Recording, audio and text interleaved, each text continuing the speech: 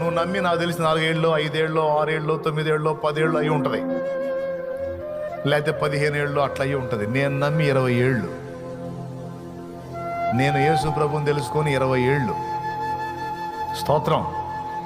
మీరు గట్టిగా చెప్పట్లా?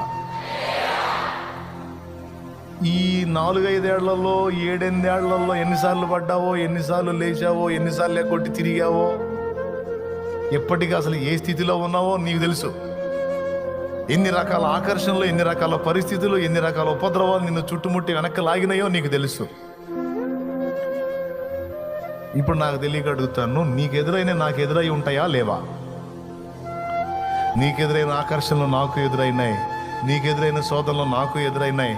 నిన్ను ఇబ్బంది పెట్టిన పరిస్థితులు అంతకంటే ఎక్కువగా నన్ను ఇబ్బంది పెట్టాయి. కానీ 20 ఏళ్ల యాత్ర ఎలా సాగింది?